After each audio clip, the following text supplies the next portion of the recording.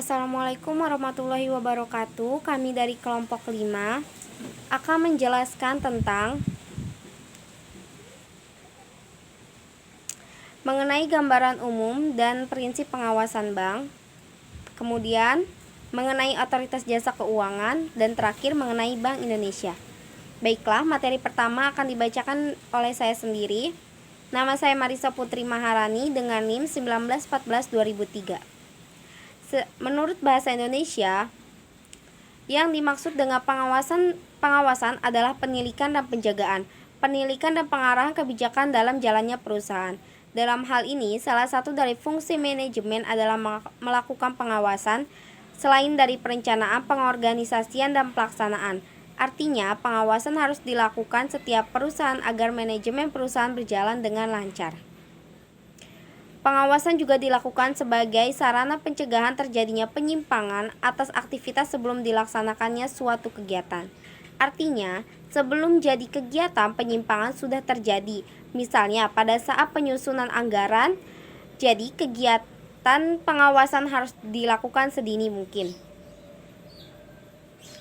Adapun proses pengawasan meliputi 3 tahapan. Yang pertama, proses penentuan standar. Proses ini meliputi penentuan ukuran-ukuran yang dipergunakan sebagai dasar penentuan tingkat pencapaian tujuan yang telah dilakukan dalam perencanaan. Kedua, proses evaluasi atau proses penilaian. Dalam tahap ini dilakukan pengukuran terhadap realita yang telah terjadi sebagai hasil kerja dari tugas yang telah ditentukan. Ketiga, proses perbaikan. Dalam hal ini mencoba mencari jalan keluar untuk mengambil langkah-langkah tindakan korelasi terhadap terjadinya penyimpangan-penyimpangan.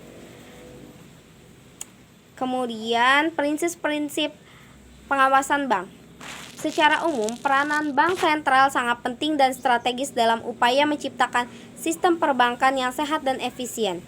Pada hakikatnya, pengaturan dan pengawasan bank dilakukan untuk meningkatkan keyakinan dari setiap orang yang mempunyai kepentingan dengan bank, bahwa bank dari segi-segi finansial tergolong sehat, bahwa bank dikelola dengan baik dan profesional, serta di dalam bank tidak tergantung segi-segi yang merupakan ancaman terhadap kepentingan masyarakat yang menyimpang dananya di bank.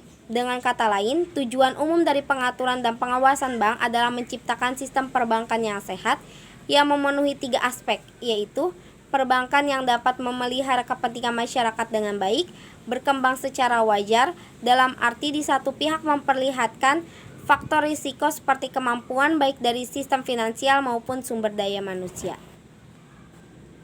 Materi selanjutnya akan dibacakan oleh Faris Alhamdi.